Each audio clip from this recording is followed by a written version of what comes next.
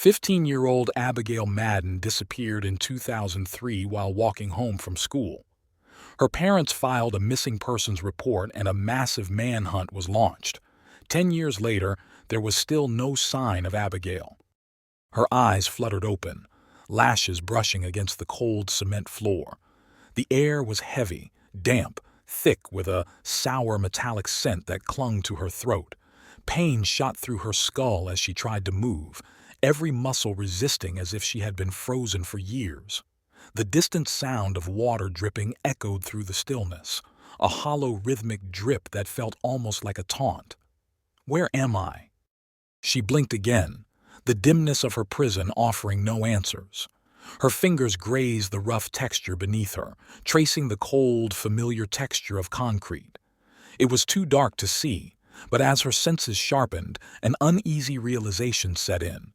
Bars, steel bars. Panic surged, and she scrambled to her feet, her legs shaking beneath her as though they might buckle at any moment. Her body was covered in bruises she couldn't remember having. Her breaths came in short, frantic gasps as she stumbled toward the cold, metal door. It was locked from the outside. "Hello?" she called, her voice cracking, her throat dry and raw. No answer. She pressed her ear to the door, hoping, praying for the slightest sound of life. Silence. A silence that left her with only the thud of her heart pounding in her ears. She turned, surveying her cell. The walls were smeared with years of grime and the ceiling sagged as though the building itself was decaying from the inside. But it wasn't just any cell. It was worse. It was old and worn. In a state of panic, she reached for the iron bars and shook them. They rattled slightly, but it was pointless. There was no way out. "Think, think," she whispered to herself, pressing her palms to her temples as if she could somehow force her mind to remember. Her name. What was her name? It slipped away like mist, vanishing the moment she started to remember it. She tried again, but the emptiness in her mind widened. It was more terrifying than the cell, more terrifying than the darkness. "Who am I?" She gasped as something skittered across the floor behind her. Spinning around, she saw nothing but shadows. The faintest flicker of movement danced in the corner of her eye, but when she focused, it was gone. She was alone. Or was she? Her fingers curled into tight fists as she backed against the wall, heart racing. The sound came again, a scraping noise like claws on the stone. It was closer now.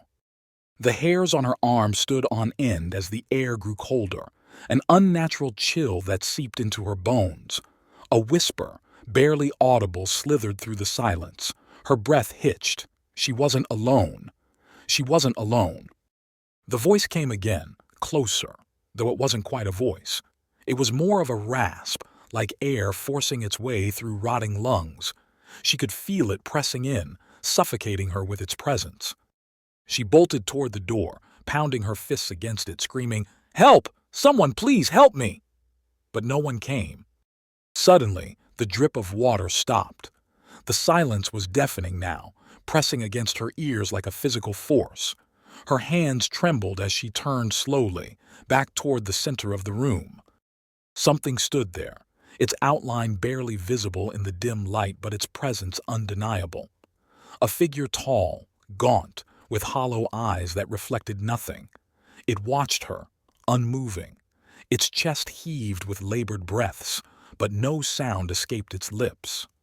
She backed away, her body trembling uncontrollably, eyes locked on the thing. "Whoa, what do you want?" she whispered, though part of her feared the answer. The figure didn't move, didn't speak. It only stared, its gaze boring into her as though it could see straight through her skin and into the hollow void inside her mind. Then it lifted a skeletal hand and pointed to the corner of the room. Slowly, hesitantly, her eyes followed the finger. The floor in the corner was slick with something dark, something that glistened even in the faint light. Blood. Her stomach twisted, but she couldn't look away. The realization hit her like a blow. It wasn't just any blood. It was fresh. Her breath came in short, panicked bursts as she forced herself to take a step closer. The smell of iron flooded her nostrils, the scent of death. She saw a body, crumpled, discarded like trash. It was her.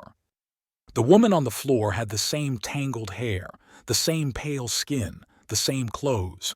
She stared down at her own lifeless body, her mind struggling to make sense of the impossible. "No, no, this can't be real," she whispered, backing away.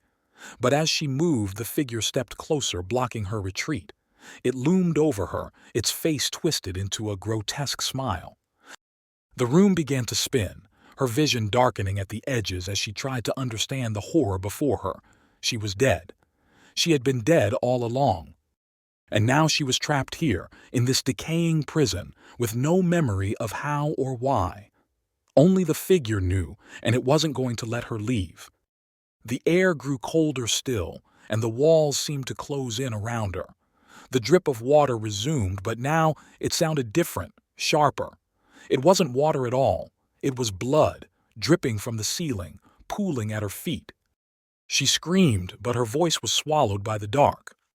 The prison echoed with the sound of her despair, a hollow, endless scream that no one would ever hear. And somewhere in the distance, another soul awoke in a different cell, disoriented, terrified, alone. The prison was always hungry. It always needed more.